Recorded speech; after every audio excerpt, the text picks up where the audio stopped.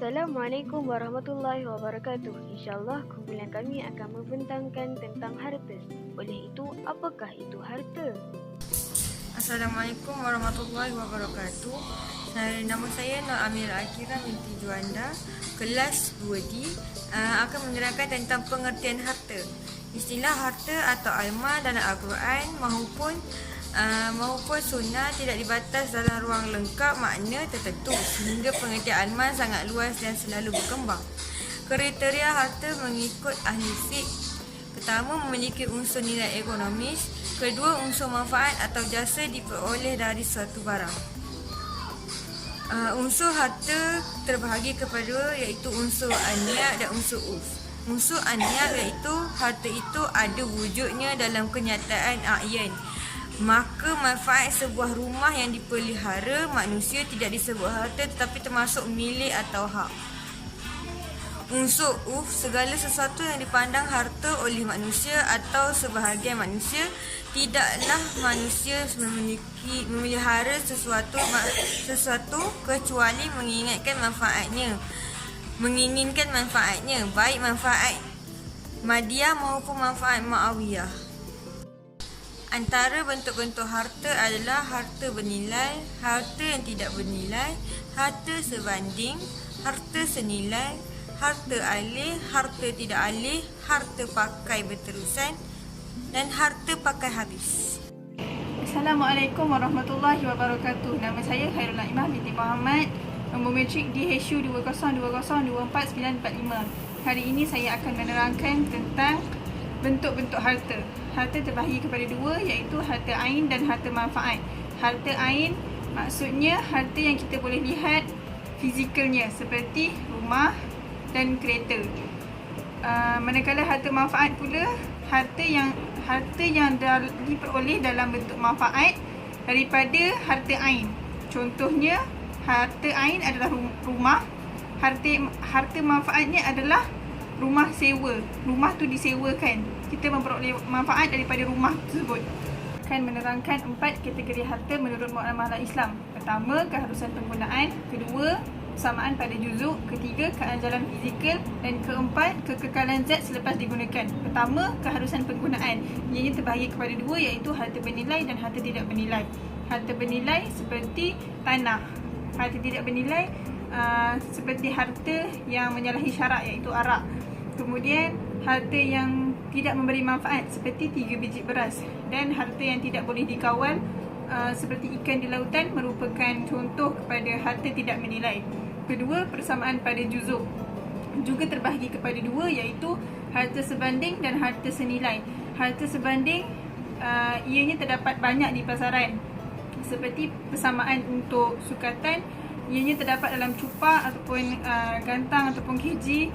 Manakala untuk meter, untuk pakaian, ada persamaan dalam ela ataupun meter. Kemudian harta senilai. Harta senilai merupakan harta yang tinggi perbandingannya dalam pasaran, seperti batu permata dan barangan antik. Seterusnya, keanjalan fizikal. Ianya terbahagi kepada dua, iaitu harta alih dan harta yang tidak alih. Harta alih seperti kereta, ianya boleh bergerak daripada satu keadaan kepada satu keadaan yang lain. Manakala harta tak alih pula seperti pokok yang besar, ianya tidak dapat dialihkan, ataupun seperti bangunan dan tanah. Kedua, iaitu harta pakai berterusan dan harta pakai habis. Harta pakai berterusan seperti kereta, ianya dapat digunakan dalam jangka masa yang lama. Manakala harta pakai habis seperti makanan. Bismillahirrahmanirrahim. Assalamualaikum warahmatullahi ta'ala wabarakatuh. Nama saya Nida Nur Adini binti Abdullah Sani dari kelas 2F.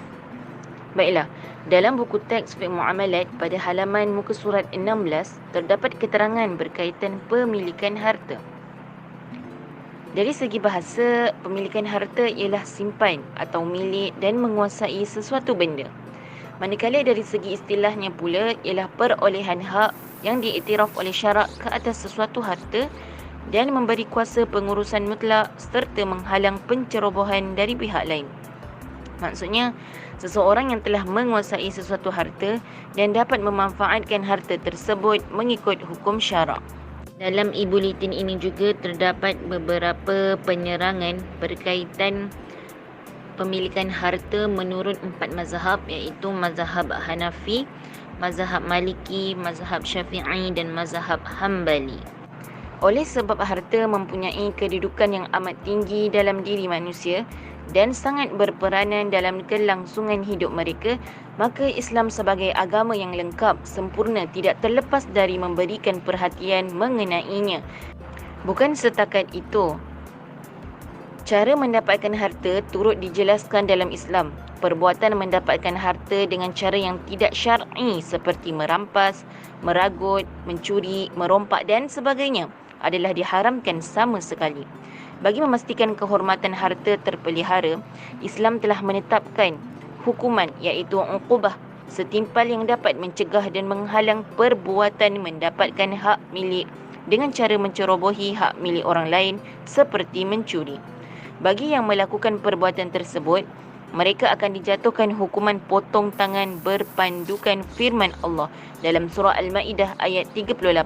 Maksudnya, dan orang lelaki yang mencuri dan orang perempuan yang mencuri, maka iaitu hukumnya potonglah tangan mereka sebagai satu balasan dengan sebab apa yang mereka telah usahakan, iaitu juga sebagai suatu hukuman pencegahan dari Allah Subhanahu wa taala. Sekian itu saja daripada saya. Wabillahi taufiq wal hidayah. Assalamualaikum warahmatullahi taala wabarakatuh. Assalamualaikum warahmatullahi wabarakatuh. Nama saya Ummul Fatihah binti Usman daripada kelas DPSU 2E. Jadi saya akan menerangkan tentang klasifikasi harta berdasarkan pemilikan. Definisi pemilikan merupakan harta sahaja yang boleh dimiliki tetapi tidak boleh dimiliki oleh seseorang individu itu kerana mengikut keadaan ataupun sesuatu undang-undang itu. Sebagai contoh, harta awam. Harta awam ini adalah harta yang tidak boleh dimiliki, diberi milik mahupun menerima milik. Maksudnya dekat sini adalah harta awam ni kita tak boleh nak bagi dia, kita tak boleh nak ambil, kita tak boleh nak menerima dia sebagai harta kita. Sebagai contoh, jalan. Kita tak boleh nak bagi jalan dekat orang lain. Maksud kat sini adalah kita tak boleh nak memiliki jalan tu kerana kegunaan jalan adalah untuk semua orang. Cuba bayangkan kalau kita ada seorang Datuk Bandar ni dalam dunia ni, ada banyak Datuk Bandar, dia nak jalan tu dia punya je. Apa akan jadi pada orang lain? Orang lain pun akan macam jadi macam porak-poranda lah dunia ni kerana kegunaan jalan ataupun sungai, harta-harta awam yang lain adalah untuk kegunaan umum. Jadi harta awam ni tidak boleh dimiliki kerana manfaat dia adalah umum untuk semua masyarakat. Seterusnya adalah harta wakaf. Harta wakaf ini adalah harta yang tidak boleh dimiliki kecuali dengan keizinan syarak. Ianya khusus untuk orang-orang yang memerlukan ataupun memenuhi syarat untuk mendapatkan harta wakaf ini. Jadi, harta wakaf ini hanya boleh dimiliki oleh seseorang yang memenuhi syarat mengikut syariat Islam. Jadi, orang yang tak memenuhi syarat, maka dia tak boleh milik harta wakaf ini. Seterusnya adalah harta yang boleh dimiliki. Harta yang boleh dimiliki ini adalah harta yang boleh dimiliki tanpa syarat. Ia boleh diberi milik ataupun dimiliki dengan cara-cara yang mengikut syarat yang telah ditetapkan oleh syariat Islam. Jadi, harta yang boleh dimiliki ni adalah kita tak kisah nak ambil harta tu tanpa syarat pun. Tapi, mestilah kita mengambilnya dengan cara yang dibolehkan oleh Islam ataupun yang dibenarkan oleh Islam mengikut syarat yang telah ditetapkan oleh Islam daripada Allah Subhanahu Wa Taala. Assalamualaikum warahmatullahi wabarakatuh. Nama saya Murni Izzati binti Nur Azizan dari kelas DPSU 2E. Saya akan menerangkan tentang e-bulletin yang telah kami buat, iaitu bertajuk Kaedah Pemilikan Harta. Muamalah Islam juga menetapkan beberapa kaedah atau cara tertentu untuk memiliki harta secara sah. Terdapat dua kaedah umum, iaitu perolehan hak milik dan perpindahan milik. Perolehan hak milik berlaku secara perolehan atau perpindahan milik, iaitu daripada tiada pemilik masuk kepada pemilik tertentu, iaitu melalui penguasaan harta mubah dan harta yang terhasil dari keuntungan atau pembiakan. Maksud penguasaan harta mubah ialah harta yang belum menjadi milik sesiapa secara khusus dan tiada halangan syarak untuk memilikinya. Terdapat beberapa jenis penguasaan harta mubah iaitu penerokaan tanah mati, perburuan, rumput dan hutan, galian dan harta tinggalan. Seterusnya, saya akan bercerita tentang syarat penguasaan harta mubah iaitu yang pertama, perbuatan. Perlu ada tindakan fizikal seperti menangkap, menembak, menggali dan sebagainya.